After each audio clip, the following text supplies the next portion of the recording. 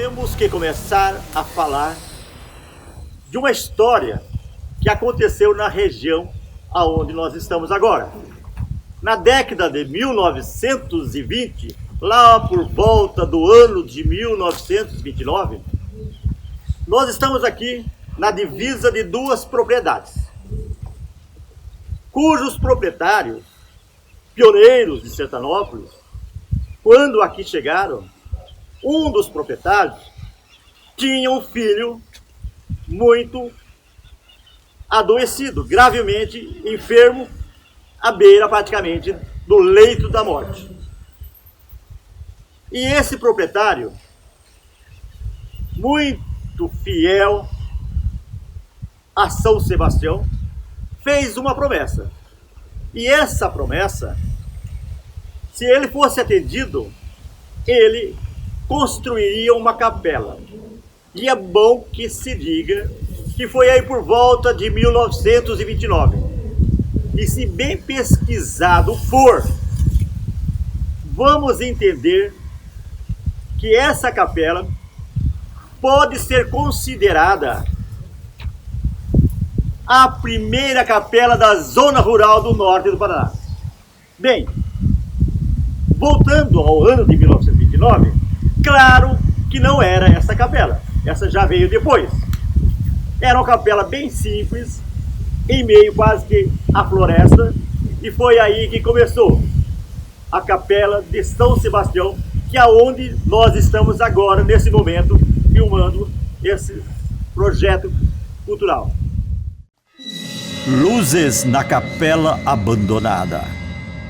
No alto do morro, o mais imponente de todos, de uma vasta região rural, logo nos primeiros anos em que o sertão do Cerne começava a ser desbravado, foi construída uma capela propositadamente na divisa de duas propriedades rurais.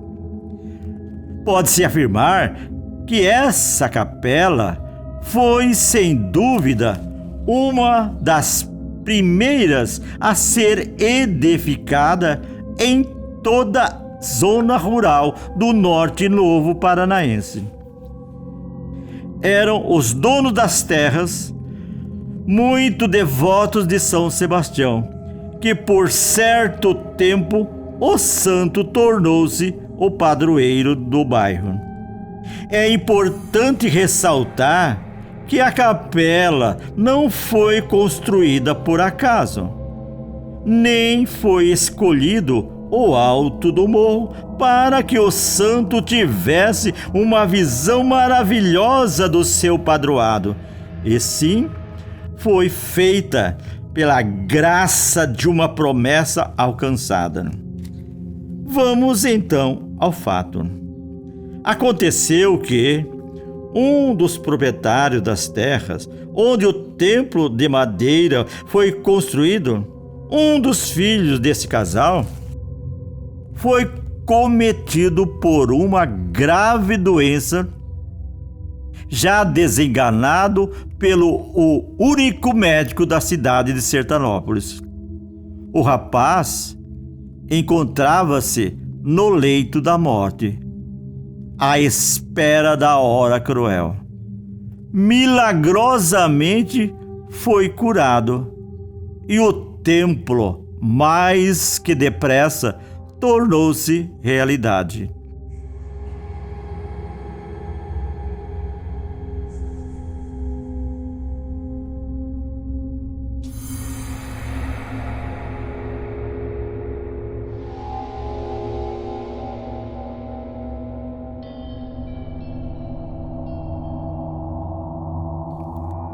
Uma vez por mês, o padre da paróquia de Sertanópolis passou então a celebrar a Santa Missa nessa capela. Nas noites de sábados e de domingos, rezava-se o terço, e uma vez por ano, no dia de São Sebastião, acontecia uma grandiosa festa.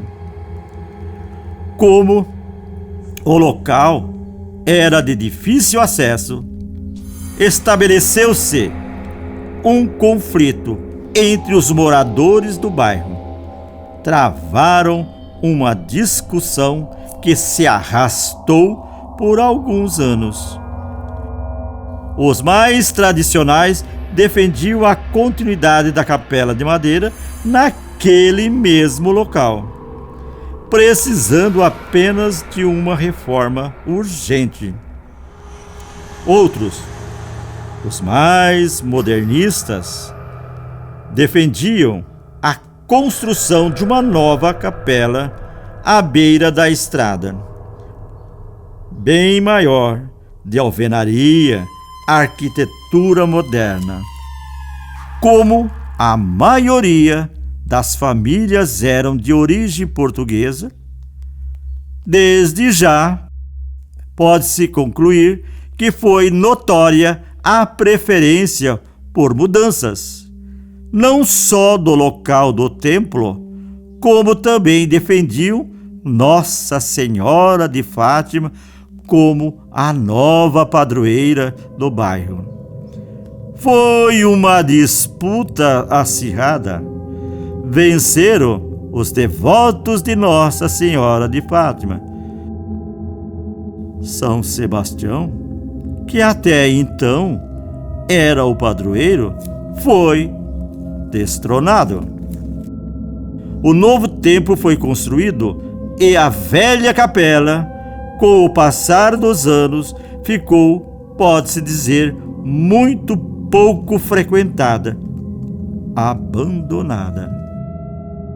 Foi sendo consumida aos poucos pela umidade das chuvas e as madeiras foram ficando corroídas pelos cupins. Quando já começava a desabar, foi então demolida e no local foi construído uma capelinha bem modesta que mal dava para proteger do mau tempo as imagens dos santos, principalmente a de São Sebastião, e também para que a antiga promessa do proprietário das terras ao redor não fosse quebrada.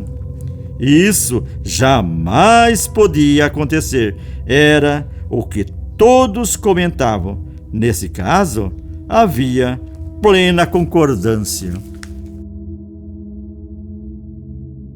Alguns anos depois, a capelinha ficou esquecida. A capoeira cresceu ao redor.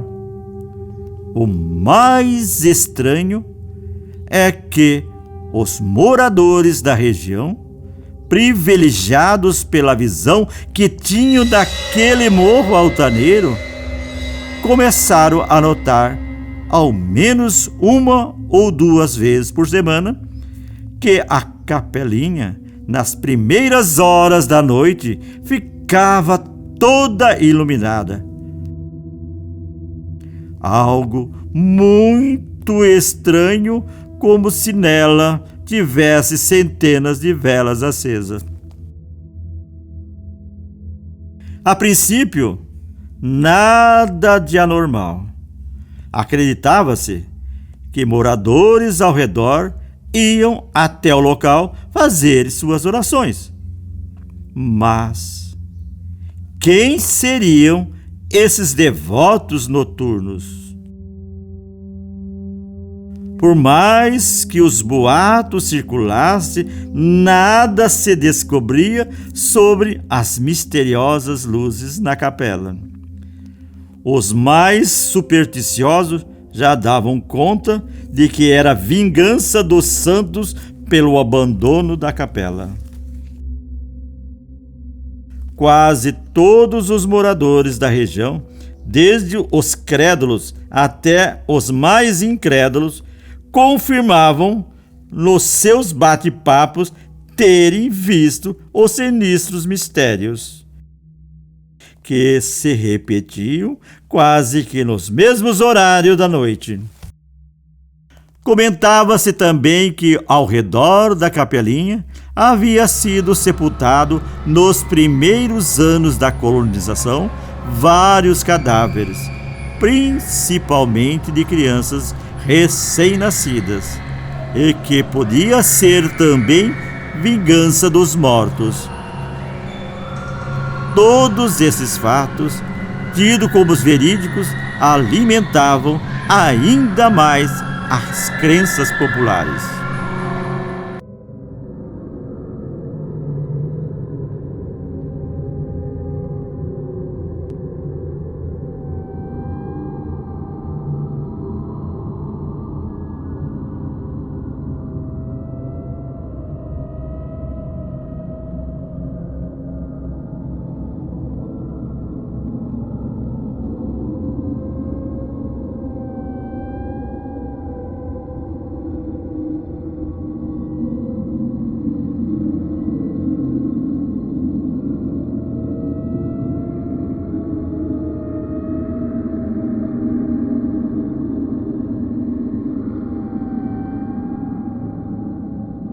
Certa ocasião, alguns destemidos moradores das adjacências, numa dessas noites de visagens sinistras, então resolveram colocar um fim no falatório que já ultrapassava as fronteiras do bairro. Após o combinado, munidos de lampiões, foices e facões, subiram o morro. Venceram com dificuldade a capoeira que tomava conta da abandonada estrada de acesso à capela. Quando lá chegaram, pasmem, ficaram de bocas abertas, sem nada entender do que tinham diante de si. Tudo em volta em pleno silêncio.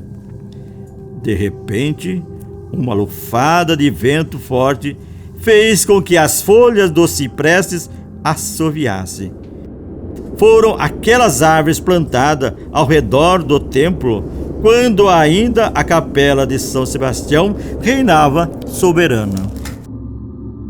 Mas, naquela noite, na mais profunda escuridão ao redor e dentro do pequeno templo, para a surpresa de todos, nenhuma vela acesa na abandonada capelinha.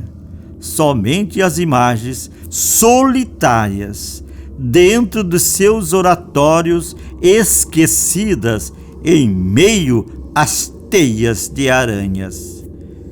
Retornaram às casas com a certeza de que realmente se tratava de um mistério sobrenatural. As visões sinistras e misteriosas da capela abandonada, misteriosamente iluminada durante as primeiras horas da noite, ainda persistiram por muitos e muitos anos. O verdadeiro mistério nunca foi desvendado, até que, naquele mesmo local, foi construída uma outra capela, muito bonita, imponente, majestosa. As imagens dos santos foram restauradas. O novo templo passou a ser um ponto não só religioso, como também turístico. Agora, claridade à noite, somente quando as lâmpadas elétricas são acesas em datas especiais, ou quando os devotos vão ao local para fazerem suas orações.